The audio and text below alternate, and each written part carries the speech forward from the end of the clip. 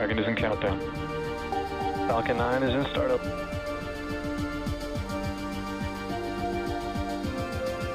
Dragon, SpaceX, go for launch.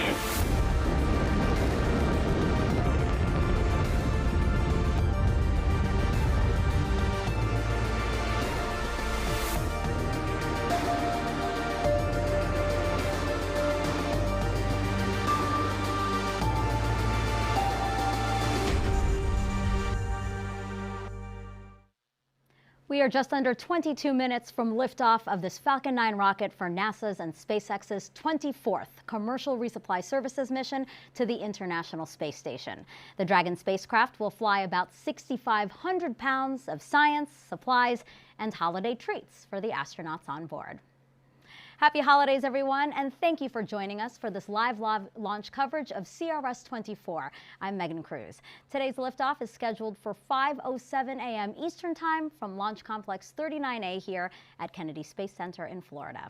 And we are again simulcasting this live show on NASA TV and on SpaceX's webcast. So let's bring in Andy Tran now live from SpaceX's headquarters in Hawthorne, California. Good to see you, Andy.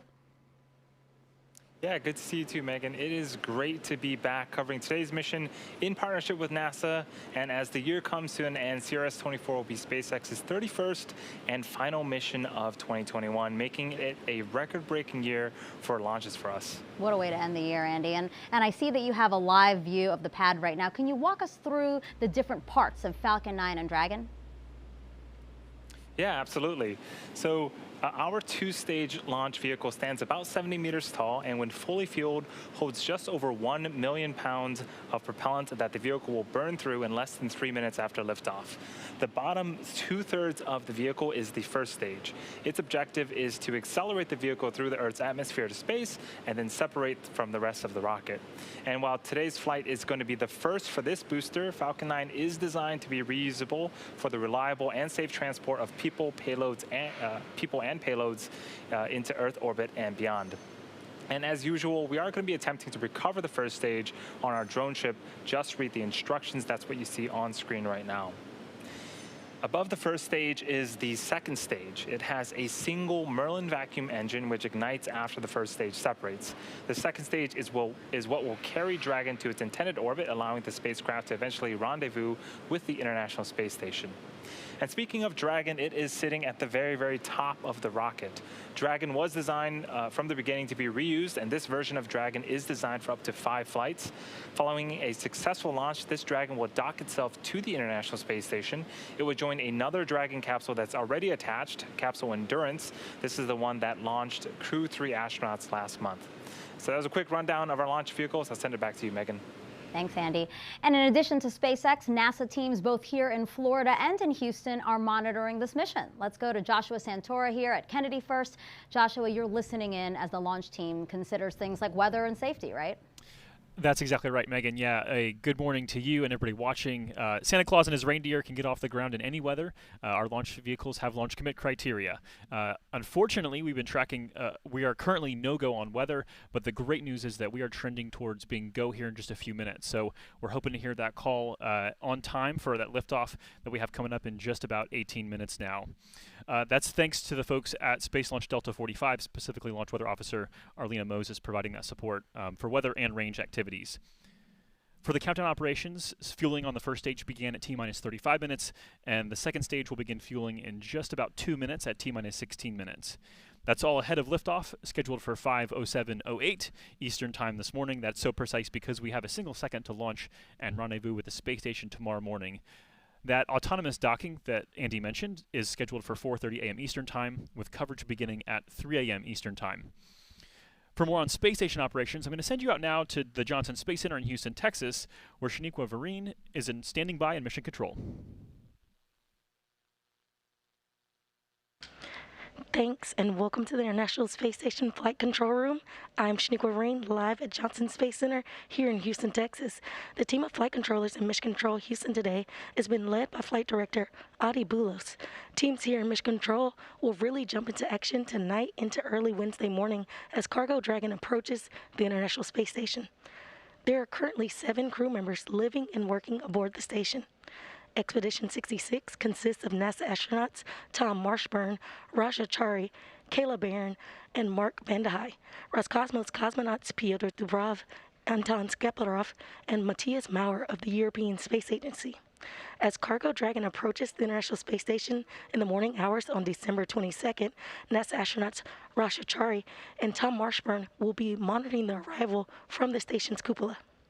Cargo Dragon will remain attached to the International Space Station's forward port of the Harmony module for about 1 month, being one of 2 Dragons joining Crew Dragon Endurance before being packed up with critical science and supplies and will splash down off the coast of Florida for that science to be analyzed back here on Earth.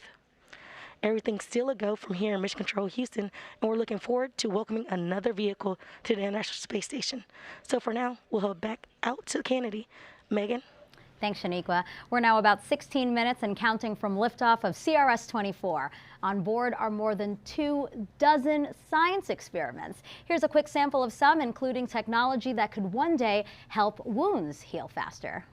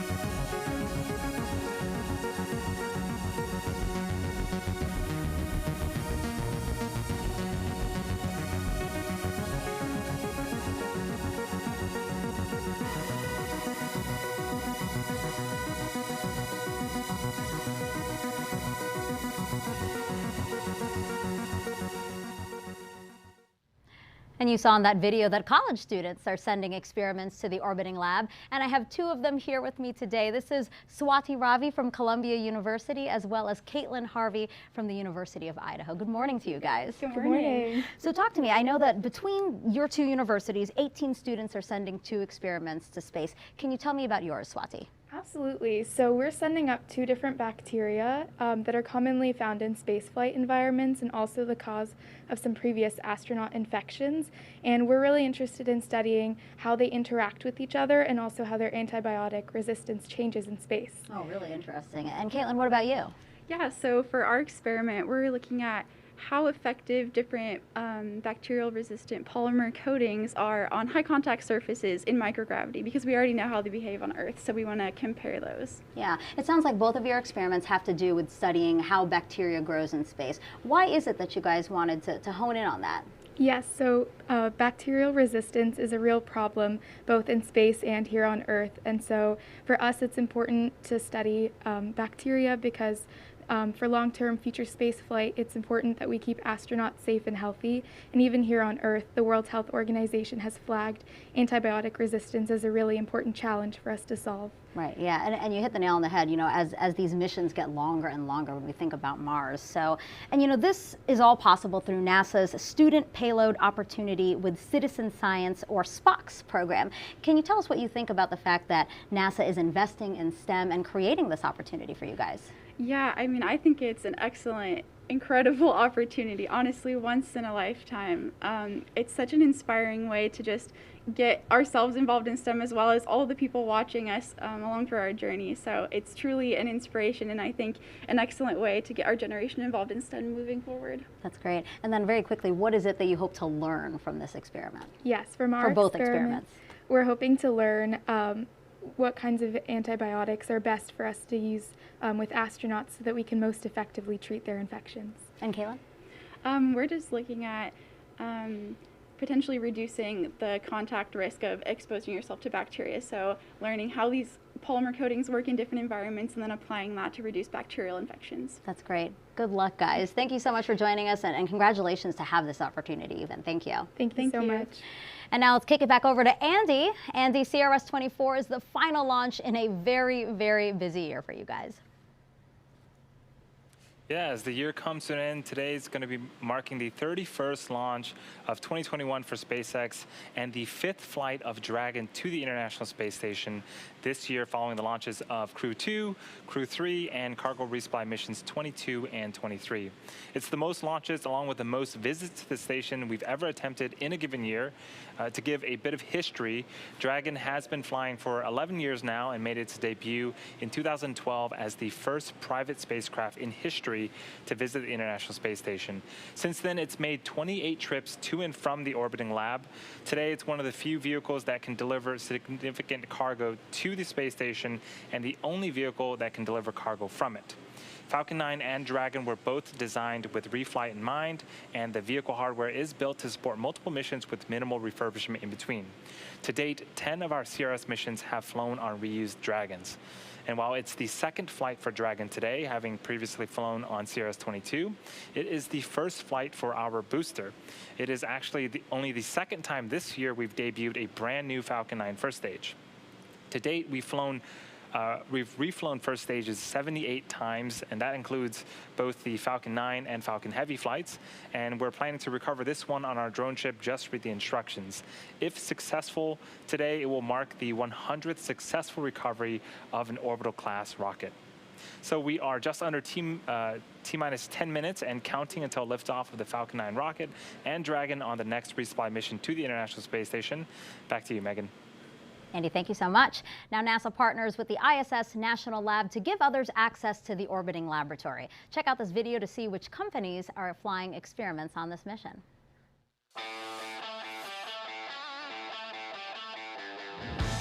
The International Space Station is an incredible research facility that allows investigators to conduct research and technology development in ways not possible on Earth.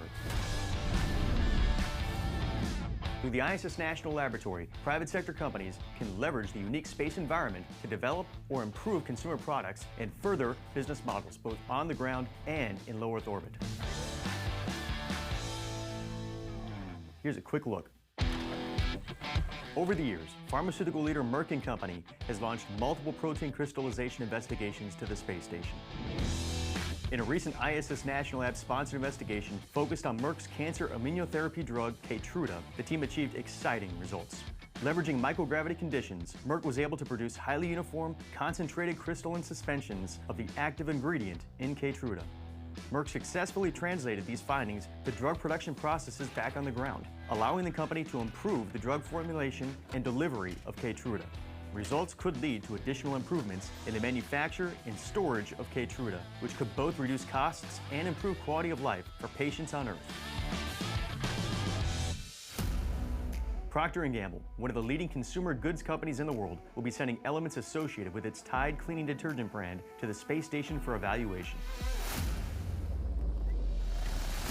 The Procter & Gamble team intends to test the stability of cleaning ingredients under microgravity conditions and radiation exposure in space.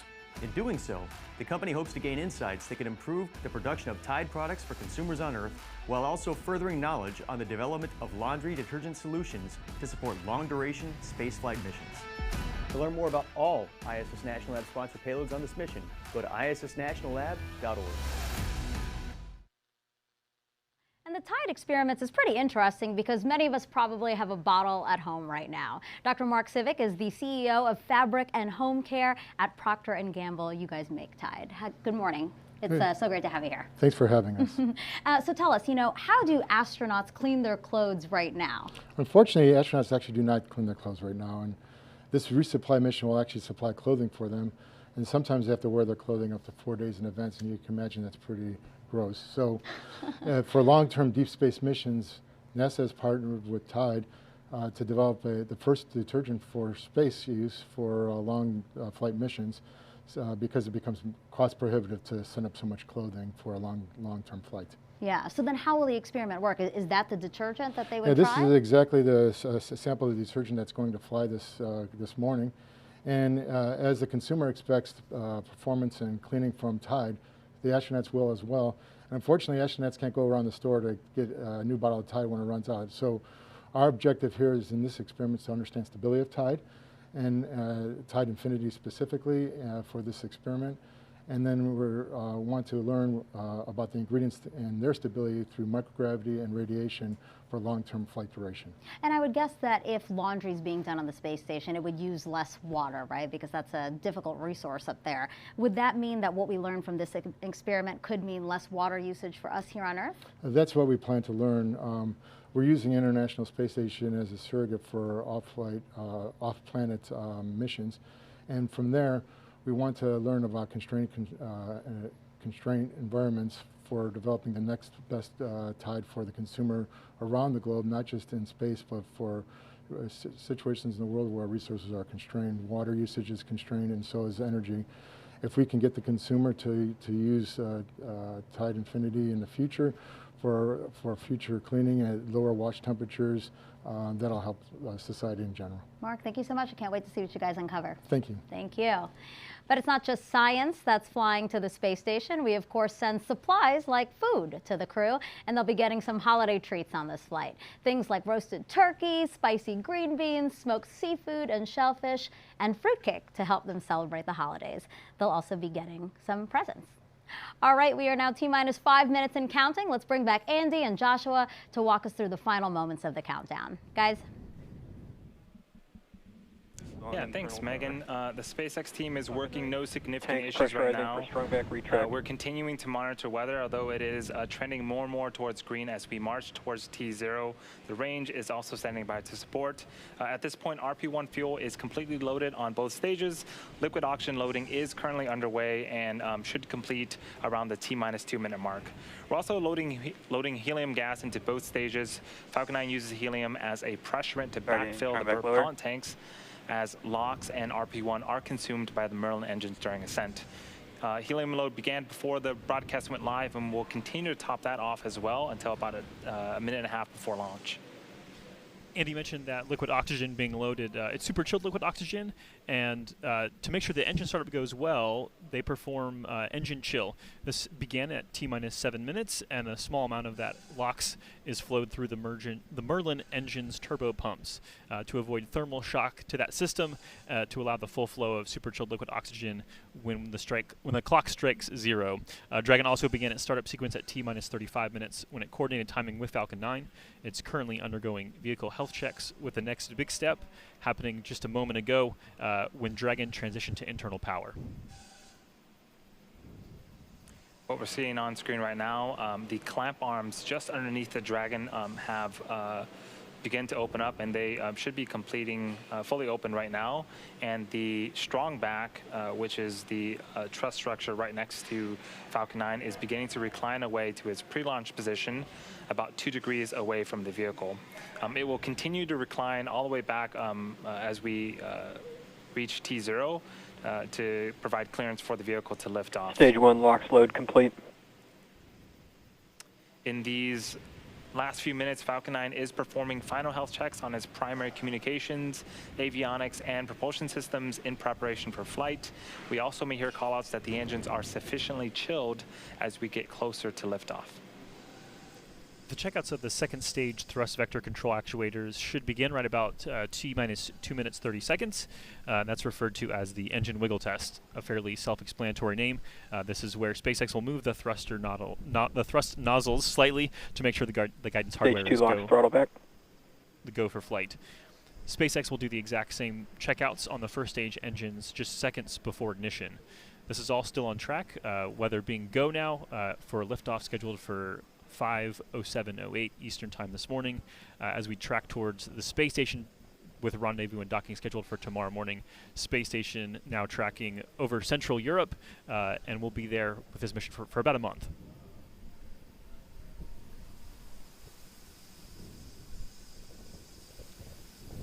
So at this point, we are wrapping up liquid oxygen loading. Once that is done, that is all of the propellant that will be loading onto the vehicles.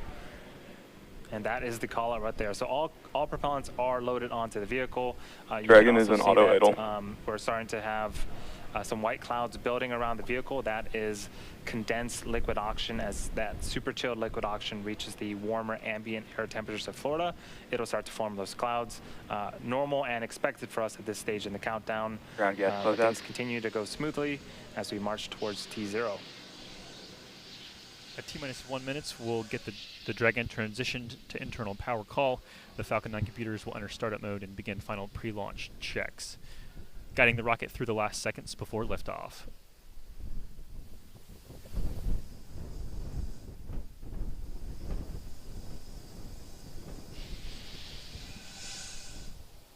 Falcon 9's in startup. Dragon is in countdown. So there are a couple great callouts. Both stages are now pressurizing for launch. Range remains go. The weather did clear earlier and has remained green. So all Falcon 9, CRS-24, go for launch. That's the launch director calling go for launch. We'll get an all systems go here in just a few seconds, and then we'll listen into the rest of the count. T-minus 30 seconds.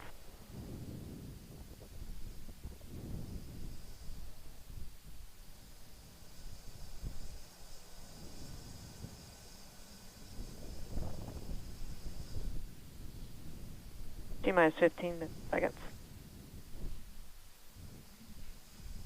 10, 9, 8, 7, 6, 5, 4, 3, 2, 1, 0. Ignition. Liftoff. Cargo Dragon soars with the final supply run in 2021 for the astronauts aboard the International Space Station.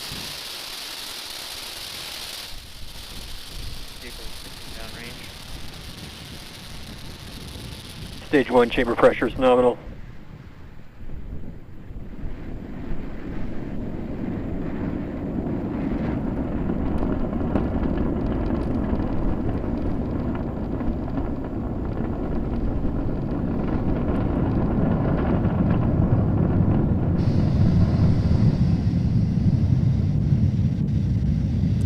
Plus 40 seconds into flight, Falcon 9 and Dragon have cleared the tower. You can see them passing through the cloud layers right now. Next up, in just a few seconds here, is max Q. This is where the vehicle will experience the highest amount of aerodynamic pressures. Falcon 9 is supersonic.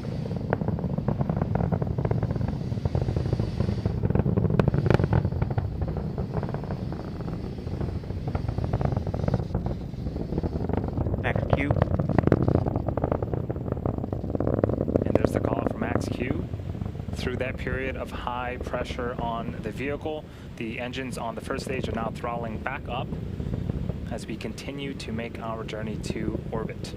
Coming up in about a minute are 3 events in rapid succession. First up is main engine cutoff, also known as MECO, engine chill followed started. by stage separation, and then second engine start, also known as SES-1.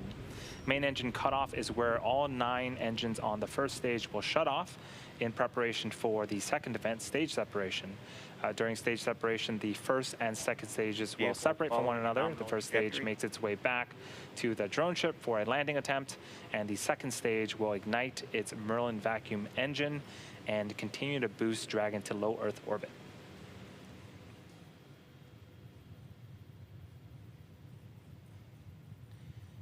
Again, those are going to be happening in rapid succession in about 15 seconds here.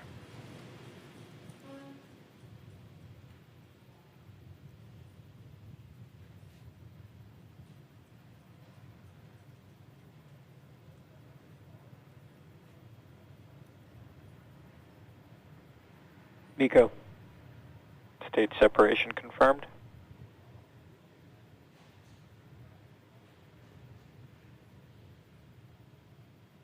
Invac ignition.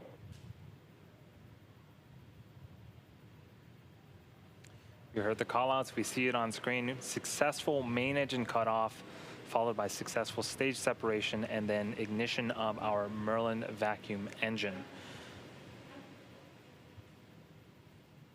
On the left-hand side of the screen, the first stage, again, it's making its way back to Earth, but it's still being illuminated by the second stage Merlin vacuum engine there. So if you are just joining us, you're watching a live webcast for the 24th commercial resupply mission to the International Space Station for NASA. This is SpaceX's 31st mission for 2021 and the 5th Dragon flight to the International Space Station this year. Couple of views on screen. The right-hand side of the screen is a view of the Merlin vacuum engine on the second stage. The Dragon capsule carrying all of the wonderful holiday treats and science is on the opposite end of that engine. Again, that is continuing to run smoothly as it makes its way to orbit. On the left-hand side of the screen is the first stage. You'll notice some honeycomb-like structures. There's two of them on screen right now. Those are our hypersonic grid fins. They're positioned at the top of the first stage booster. There are 4 of them actually, and those will start to swivel and move around to make sure that they are guiding the first stage back to its targeted landing zone. For today's mission, it's going to be the drone ship Just Read the Instruction, which is parked in the Atlantic Ocean.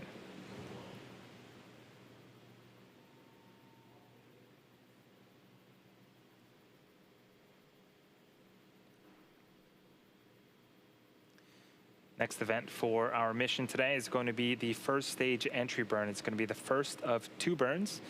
In order to make its way back to our drone ship, the first stage has to execute these 2 burns. The first, again, is the entry burn where 3 of our Merlin engines will reignite. This helps to slow the stage down as it re-enters the upper parts of the Earth's atmosphere. The second burn is the landing burn. This happens about a minute later. This is a single engine burn that will bring the vehicle speed down rapidly in order to land on the drone ship. So again, the first stage has 2 burns before it can make its first landing attempt on our drone ship.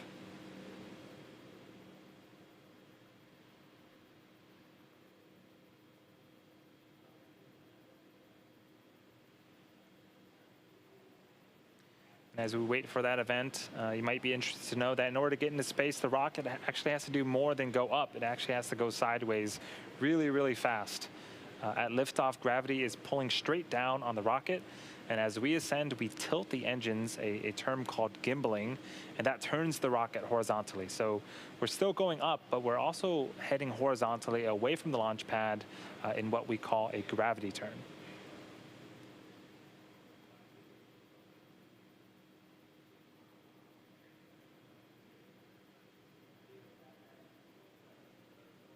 Stage 1 FTS is safe. Things continue to go smoothly for both the first and second stages. Again, the first stage entry burn follow nominal trajectory. should start in about 10 seconds.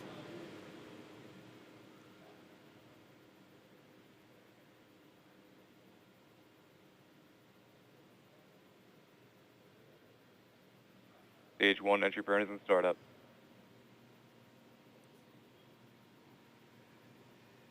And there it is. 3 Merlin engines have reignited their engines and are now currently slowing down the first stage. This burn is expected to last about 30 seconds. And you can see the velocity on the bottom left-hand side of the screen. We're starting to decrease significantly.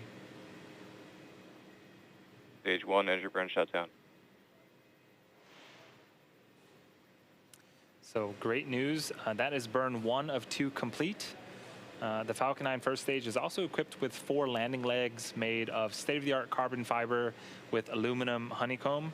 They're placed around the base of the rocket and deployed just prior to landing. So we are about 60 seconds away from landing the vehicle, and we're traveling a significant velocity right now, and this really puts into perspective the deceleration that the first stage will experience. In less than the span of a minute, we'll reduce from twice the speed of a jet all the way down to 0 as the rocket lands.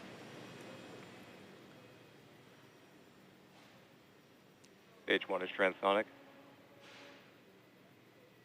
The first stage landing burn is expected to start here in about 20 seconds and last for about 25 seconds. So during the duration of that burn, we are going to be listening for the call out for SECO, which stands for second engine cutoff. The Merlin vacuum engine that you see on screen, we're going to be shutting off that engine and then listening for another call out for a confirmation of good orbit, Stage where 1 the second landing burn. stage will coast for a few minutes before separating Dragon.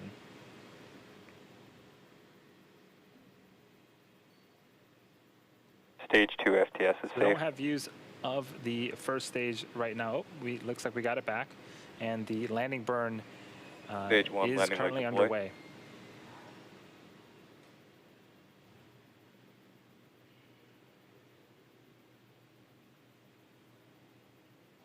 Invac shutdown. Stage 1 landing is confirmed.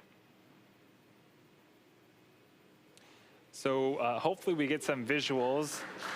There it is. So this is the Nominal first orbit landing for this particular booster, but the 100th successful landing for an orbital class rocket. What a way to end off the year. We also heard that the second stage engine, the Merlin vacuum engine, successfully shut off its engine. And we're going to pause here to see if we can confirm a good orbit of the second stage. Expected loss of signal, Cape. Acquisition signal, Newfoundland.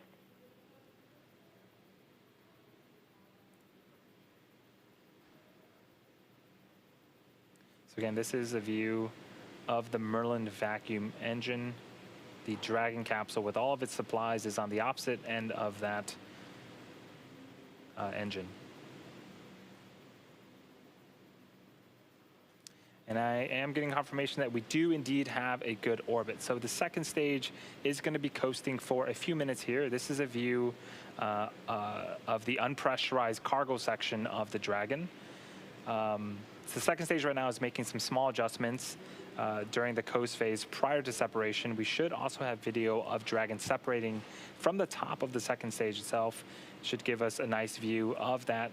The view we just saw of the unpressurized cargo section as Dragon will slowly depart away from the second stage. Dragon is going to be joining the Crew 3 vehicle Endurance that is currently attached to the International Space Station and on orbit. And as always, it's always exciting to see 2 Dragons docked at the space station at the same time.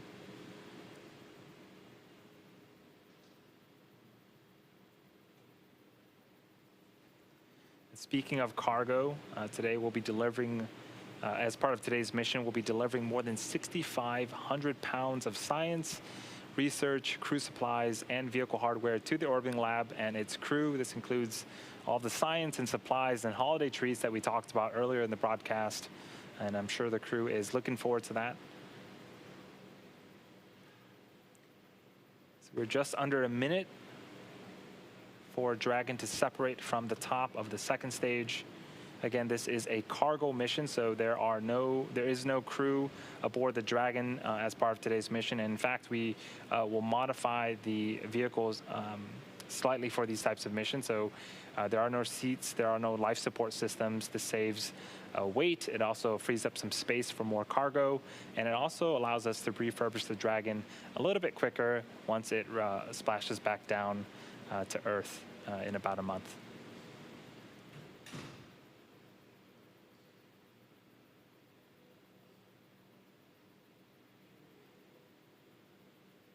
Expected loss of signal, Bermuda. So we are Stage expecting separation Dragon to confirmed. separate any Or second Dragon now. separation. And there it goes. Again, this camera view is on the second stage, looking at the Dragon's unpressurized cargo section. The Dragon has about a day before it makes its way to the International Space Station and docks. Coming up is nose cone opening sequence. But that is going to do it for me here in Hawthorne. I'm going to hand it over to Shaniqua in Houston for the next mission milestones. Thanks, Andy. And everything is still going well back here in Mission Control Houston. And right after Dragon separated, it began a series of automatic checkouts, including small firings of the Draco maneuvers thrusters. The next milestone is nose cone deploy. The nose cone protects the docking hardware and rendezvous tracking elements of the top of Dragon during ascent.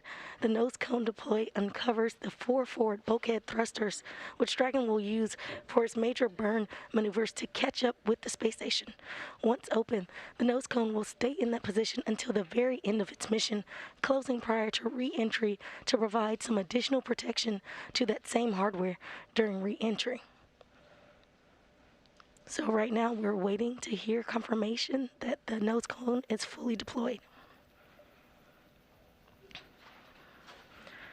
And after confirmation, we'll have one of the program managers here join me on console. Join me virtually, sorry.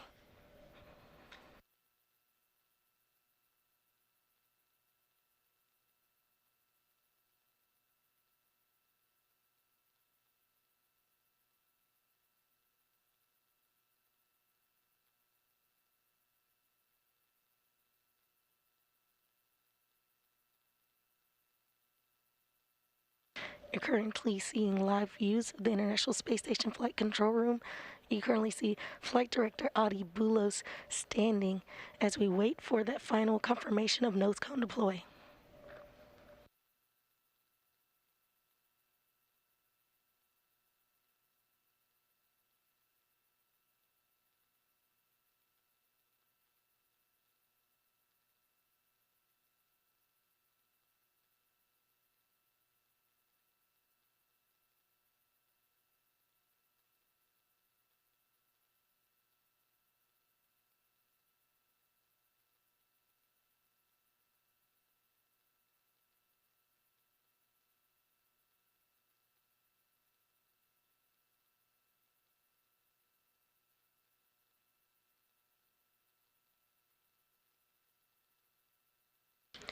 Now joining me on the phone is manager of the International Space Station Transportation Integration Office, Phil Dempsey.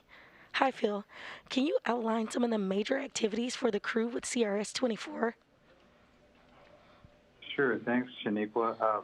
First of all, let me just say, it's great to watch this outstanding launch, kind of watching through the weather and manage to get a shot through, and great to see Dragon catch up tomorrow. This mission enables well over 500 hours of research, some of which actually has to be completed before the vehicle undocks again in about 30 days, so the samples can be returned to investigators. As always, research is a key activity during this mission. We've also got the transfer of 2 external payloads, SCP-H7 and H8, from the Dragon trunk to their locations on ISS. And then there's work to prepare for spacewalks planned later in the increment in the coming months. There's several maintenance activities with hardware showing up on this mission. And then we have a software transition plan. So, overall, a lot really going on during the 30 days or so that this CRS-24 is on to enable all of this work. That's awesome. Thank you, Phil. And of course, these resupply missions and deliver science, as you mentioned, hardware and other cargo to the station. But with these critical deliveries to the station, how important are they for the astronauts? You said over 500 research activities and experiments. How important is that for us to do on the International Space Station? Yeah, so these missions are absolutely critical. The International Space Station is operating for the purpose of doing research and technology demonstration. So, we've got over 24 different experiments going up on this. these 500-600 hours of crew time that it enables are key to what the astronauts are there for in the first place. And what's unique about these SpaceX missions is that we get the return science back down in about a month. So operation of these experiments around this full mission timeline is critical. In addition, we've got hardware going up, as you heard, which is critical to some of the maintenance activities. We've got some hardware that's going up to get one of our exercise devices, a new spare back in place for it, and some additional hardware for our EMUs, which are used for the spacewalks that we've got. But then there's also updated supplies for the crew. Of course, Christmas dinner, hopefully, and some Christmas presents for the crew, which is always a treat for them to get on these types of missions. So absolutely all of this is critical to keep the crew occupied doing what they're there for in the first place. Thanks, Phil. And we did have confirmation currently that the nose cone is deploying. It is opening currently, and I will confirm with you all when it is fully open. As always, Phil, it's a busy time aboard the International Space Station with cargo vehicles and crews coming and going. And, like you mentioned, the upgraded equipment, how complex will the next few months be for the International Space Station program and the global partnership? So, we're closing out what's been actually a really great, really busy year, and next year looks to be no different. In fact, it starts really tomorrow with our Russian partners following this launch with the undock of module. It's really cleanup from them installing their node module on the Russian segment. There are 3 Russian spacewalks planned for late January. We've got some U.S. spacewalks in February-March timeframe. And that's to get ready for the next set of upgraded solar arrays coming later in the year. We've also got another cargo resupply mission, our first U.S. private astronaut mission coming up, and additional resupply missions, and then we get back into the crew cycle launches on the Russian and the U.S. side both. So it's actually very busy across the space station program with our international commercial partners both. So while it is complex, as you said, Shaniqua, we've got outstanding teams across the program who do this all the time. They do it very well. So, I see it as really fitting that our teams close out the year with a launch that get 2022 off and running. That's right. And thanks again, Phil, for joining us. And happy holidays. Back here. Happy holidays. Happy to be here. Thank you. Back here in the International Space Station Flight Control Room, flight controllers are monitoring the systems on the station itself ahead of Dragon's arrival Wednesday morning. Once Dragon crosses that approach ellipsoid, which is that mythical sphere around the station, flight controllers here in Mission Control Houston will begin joint operations with the SpaceX teams in Hawthorne, California. NASA astronauts Raj Achari and Tom Marshburn will be monitoring the approach and arrival of Dragon with a planned docking Wednesday morning at 3:30 a.m. Central Time, 4:30 a.m. Eastern Time. Once Cargo Dragon is docked to the station, Chari and Marshburn will begin hatch operations to open the hatches between the International Space Station and Cargo Dragon.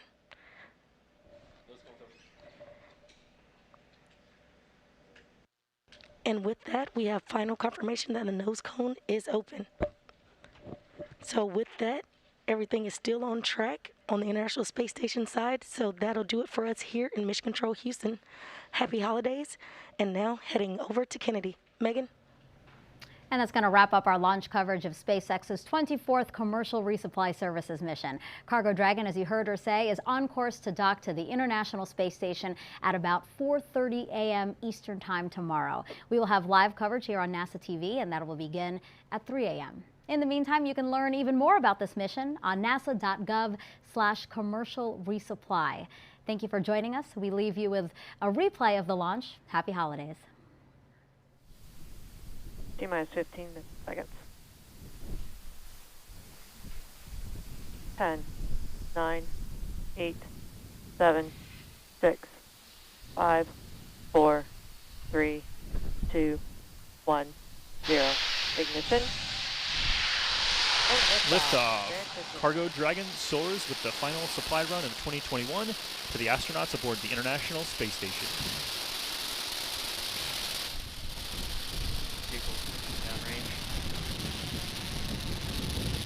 Stage 1 chamber pressure is nominal.